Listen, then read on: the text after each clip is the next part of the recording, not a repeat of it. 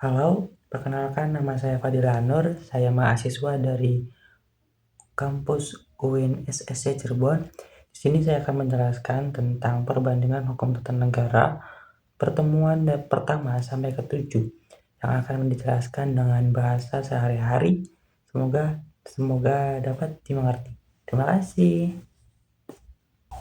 Saya di sini akan menjelaskan apa itu perbandingan hukum tata negara. Namun sebelumnya, kita perlu tahu apa itu hukum tata negara.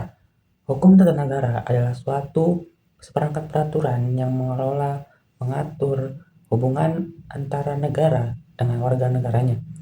Nah, jika kita sambung perbandingan hukum tata negara dengan hukum tata negara, yaitu adalah suatu seperangkat aturan yang mengelola serta merancang, mengatur hubungan negara dengan warga negaranya, tapi di negara lain. Nah, perbandingan ini kita membandingkan suatu sistem hukum di negara A dengan negara B. Itu adalah simpelnya. Kita juga perlu tahu apa sih tujuan dari perbandingan hukum tata negara ini, siapa sih targetnya, apa objeknya, dan bagaimana cara kita bisa membedah suatu sistem perbandingan hukum. Nah, karena tadi udah dijelaskan apa sih perbandingan hukum itu, lalu apa pengertiannya, selanjutnya kita akan membahas tentang tujuan dari perbandingan hukum tata negara ini. Tujuan perbandingan hukum tata negara ini dibagi menjadi dua. Yang pertama itu ada secara teoritis, dan yang kedua itu ada secara pragmatis. Secara teoritis dulu, perbandingan hukum tata negara, jika kita ulik tujuannya secara teoritis, itu untuk pembelajaran, untuk pengetahuan, untuk studi lah ibaratnya, sebagai pengetahuan di mana kita dapat mengetahui suatu sistem di negara lain dan membandingkannya dengan sistem di negara kita. Dan yang kedua ada tujuan hukum secara pragmatis. Tujuan hukum secara pragmatis ini adalah suatu ilmu terapan, suatu penanganan dalam suatu kasus di mana di negara kita belum ada aturan yang menyediakan atau mengatur tentang peraturan tersebut. Misalnya aturan lalu lintas. Di negara Indonesia ini semisalkan belum ada aturan yang mengatur tentang tatanan lalu lintas. Nah, kita di negara lain, contoh Amerika, itu sudah menerapkan aturan lalu lintas. Kita sebagai negara Indonesia bisa mengadopsi, mencontoh, mencangkok dan lain sebagainya. Itu adalah tujuan secara pragmatis atau cara penanganan kasus-kasus dalam kehidupan dunia yang nyata. Banyak alat untuk membedah sistem hukum. Yang pertama ada legal transportasi, terus yang kedua ada legal borrowing, yang ketiga ada pendekatan secara struktural, lalu yang keempat pendekatan secara tradisional, membandingkan hukum-hukum tradisional seperti adat, hukum yang bersifat kebiasaan. Yang kelima ada pendekatan secara sosial legal. Lalu yang keenam ada pendekatan secara kritis, dan yang terakhir ada pendekatan dari sisi perbandingan sisi waktu. Nah, dari sekian banyaknya alat untuk membandingkan hukum, ada dua alat yang bisa saya jelaskan. Dan ini penjelasan cukup mudah. Yang pertama itu ada legal transportasi. Karena tadi saya sudah memantik pada bagian mengadopsi, mengambil, dan menukil. Nah, maka legal transplantasi adalah seperti itu. Kita mencangkok hukum dari negara lain, lalu kita adopsi di negara kita. Kita bandingkan, kita melakukan ratifikasi dari hukum di negara lain ke hukum negara atau hukum positif di negara kita. Apakah hukumnya bertentangan dengan Undang-Undang Dasar? Apakah DPR akan setuju untuk melakukan hukum yang kita cangkok lalu kita terapkan di negara Indonesia? Itu adalah legal transplantasi.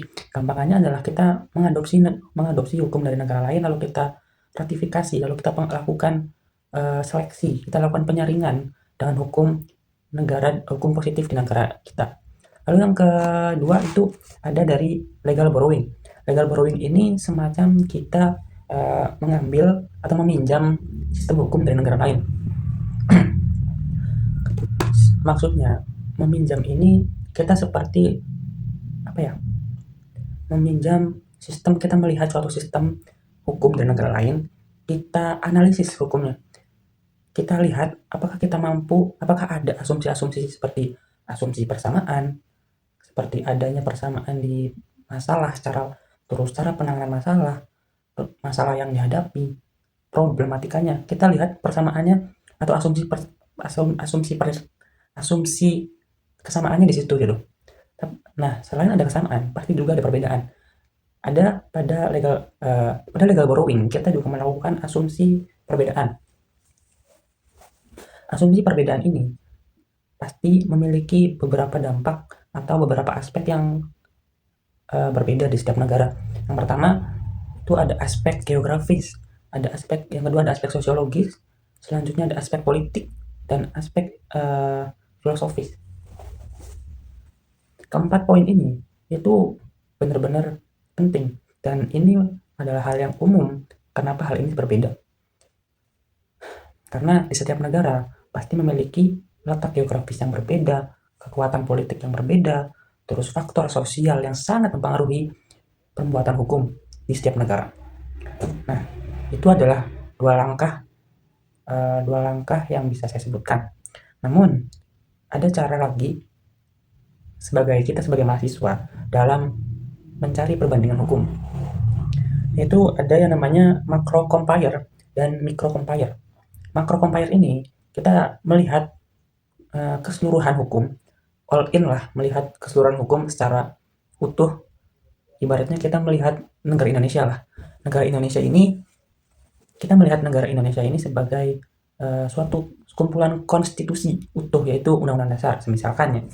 Nah, di negara lain itu kita juga melihat misalkan di Eropa dengan civil law-nya, konstitusinya, atau di Inggris dengan Magna Carta yang terkenal.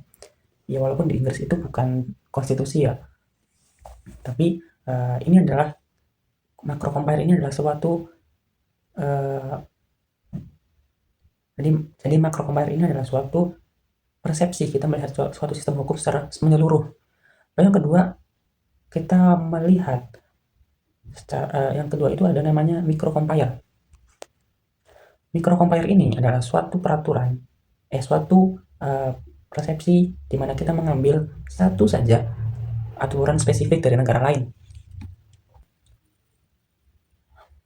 Misalkan aturan tentang membuang sampah lah, mudahnya seperti itu. Kita lihat sistem di negara lain, bagaimana mereka membuang sampah, cara pengelolaan sampah di negara lain seperti apa, aturannya seperti apa, penerapannya seperti apa. Itu secara spesifik digali, dicari, dan bagaimana penerapan dan penanganannya. Nah, itu adalah melihat secara mikro, secara spesifik, satu saja. Nah, simpelnya seperti itu. Dari macro compare yang menyeluruh dan micro compare yang spesifik, mengambil salah satu saja sistem yang diatur dalam suatu konstitusi. Jadi kita di sini akan membahas dua sistem hukum yang terkenal dan fenomenal, yaitu sistem hukum civil law dan common law. Saya akan mencoba memberikan penjelasan singkat tentang kedua sistem hukum ini. Yang pertama tentang civil law.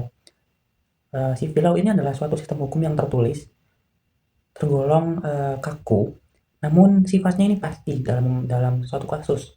Sifatnya ini kepastian hukum. Yaitu walaupun kaku, walaupun sifatnya rigid, tapi dapat memberikan suatu kepastian hukum.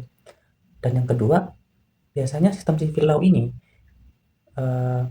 berlaku untuk semuanya, mengikat universal, atau memiliki daya guna yang luas dan daya laku yang luas juga. Nah, yang kedua, selanjutnya ada sistem hukum common law. Sistem hukum common law ini suatu sistem hukum yang terkesan menggunakan jurisprudensi atau putusan-putusan hakim terdahulu, atau suatu kebiasaan-kebiasaan yang dibuat menjadi suatu norma dan dijalankan secara terus-menerus dan diyakini oleh masyarakat, seperti hukum adat, lalu hukum-hukum atau norma-norma hukum yang dijadikan suatu sumber hukum. Lalu selanjutnya itu sebenarnya di common law ini ada dari hukum Islam, lalu ada hukum adat juga, Dua hukum ini, hukum Islam dan hukum adat, menjadikan suatu sistem hukum ini menambah corak yang unik gitu. Dalam ya ini terkhusus mungkin bukan hanya di Indonesia, karena di Indonesia itu cenderung menganut sistem yang campuran, walaupun kalau kita cari di Google itu mengatakan suatu sistem hukum di Indonesia itu menggunakan civil law, namun kenyataannya di Indonesia ini dominannya itu campuran, di mix antara sistem hukum common law dan civil law. Ini menjadikan sistem hukum di Indonesia lebih fleksibel terhadap permasalahan di berbagai bidang.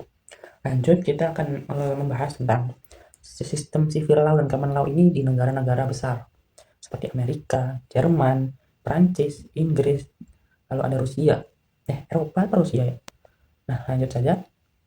Jadi kita pernah kepikiran kalau suatu sistem hukum di negara Amerika dan Jerman itu berbeda, atau di Indonesia dan Amerika dah. Di Indonesia memiliki undang-undang dasar, sedangkan bukan mungkin sih, tapi sedangkan di Indonesia itu sedangkan di luar negeri itu seperti Eropa menggunakan civil law, Amerika dengan common law yang fleksibilitasnya. Lanjut saja ya, kita nah, tempat lahir dari common law sendiri itu ada di Inggris. Di Inggris sendiri, common law ini berdiri tunggal. Di Inggris juga terkenal dengan kefleksibilitasnya karena dia menggunakan sistem common law. Namun di Inggris tuh ada dokumen-dokumen yang membahas tentang norma-norma kemanusiaan, tentang hak asasi manusia, seperti Magna Carta yang terkenal itu. Dalam Magna Carta ini mengatur tentang hubungan kemasyarakatan, bagaimana memakmurkan rakyatnya. Nah, setelah penjelasan tadi common law yang lahir di Inggris, kita akan beralih ke civil law, yaitu di negara Amerika. Amerika ini menganut sistem hukum civil law yang terkesan kaku, yang tadi saya bilang kaku. Nah, di Amerika Serikat melakukan terobosan besar dengan menciptakan konstitusi tertulis pertama di dunia. Berbeda dengan di Inggris yang fleksibel.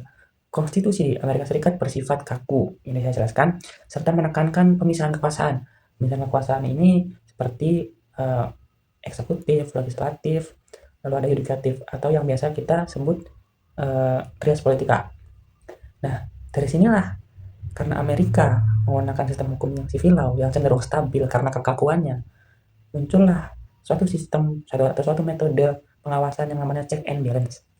Check and balance ini seperti kita mengoreksi undang-undang yang dibuat oleh parlemen gitu. Nah, check and balance ini sistemnya kita dikoreksi oleh ketiga dari trias politika tadi, seperti eksekutif dan kawan-kawannya. Nah, dari penjelasan singkat tadi tentang suatu sistem hukum di negara Amerika dan Inggris, kita jadi tahu tentang civil law dan common law yang mereka anut. Yang civil law di Amerika, common law di Inggris. Kita akan beralih ke benua Asia lainnya. Maksudnya ke benua Asia, ke benua Afrika dan Australia. Nah, kita ke Asia dulu. Ke Asia ini ada India, Jepang, dan Cina. Karena negara yang tadi saya sebutkan seperti Asia, India, Jepang, Cina, Afrika, dan Australia itu memiliki keunikannya masing-masing. Kenapa? Karena salah satunya India. India ini terkenal memiliki suatu sistem hukum atau konstitusi yang terpanjang di dunia.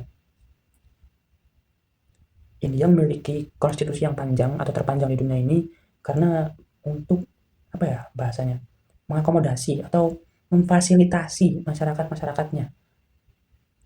Karena di India itu sangat banyak sekali keberagaman sosialnya yang luar biasa. Di dalamnya mereka menerapkan negara yang sekuler dan demokrasi dengan sistem yang mereka anut adalah parlementer federal. Nah, kita akan mencoba beralih ke Jepang. Di Jepang ini cukup unik sebenarnya karena mereka masih menggunakan kekaisaran, di mana negara-negara lainnya sudah beralih ke presiden, terus ke presiden republik lah. Di Jepang ini, pasca Perang Dunia Kedua, Jepang melakukan reformasi besar-besaran atau transformasi lah, bukan reformasi, tapi perubahan melalui Konstitusi 1947, di mana prinsip utamanya itu adalah kedaulatan rakyat. Di mana kaisar juga menjadi simbol pemerintahan lah, kepala pemerintahan di sana. Nah, Yang unik itu ada di pasal 9. Ada sebuah janji dunia bahwa Jepang itu tidak akan perang atau menjadi negara yang damai lah. Nah, begitulah singkat cerita dari Jepang. Lalu kita akan beralih ke Afrika Selatan. Di ujung Afrika Selatan, kita menemukan salah satu konstitusi yang paling mengerti rakyatnya, paling progresif di Afrika Selatan. Konstitusi ini lahir dari perang atau setelah perang apartheid pada tahun 1966. Konstitusi Afrika Selatan itu menekankan perlindungan hak asasi manusia yang sangat luas dan berlaku untuk warga negaranya. Dan di Afrika Selatan juga menjamin keadilan sosial bagi semua ras tanpa ada diskriminasi. Ini mirip seperti teori politiknya John Rawls yang mengedepankan kedaulatan rakyat. Nah, terus kita setelah ke Afrika Selatan, kita akan pergi ke Cina. Kita akan melihat Cina. Cina ini suatu negara yang berdiri kokoh dalam kerangka negara sosialis lah gitu. Di Cina, kekuasaan tertinggi berada di tangan rakyat melalui Kongres atau Konvensi Rakyat Nasional, di mana rakyat memiliki kedudukan paling tinggi. Namun, tetap di bawah tetap di bawah kepemimpinan para partai komunis. Dan pada amandemen 2018 bahkan di Cina itu sampai menghapus batas masa jabatan presiden. Tadi saya ceritakan, kita akan berada di negara Australia. Australia ini memiliki konstitusional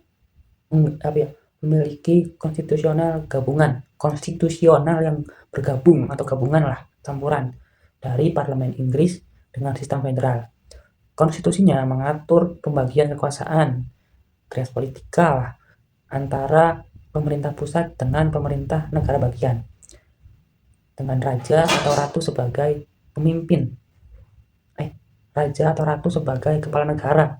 Yang konstitusi di Inggris itu mengatur tentang pembagian kekuasaan yang dipimpin oleh raja dan ratu sebagai kepala pemerintahan, yang dibantu atau diwakili oleh gubernur jenderal. Nah, itulah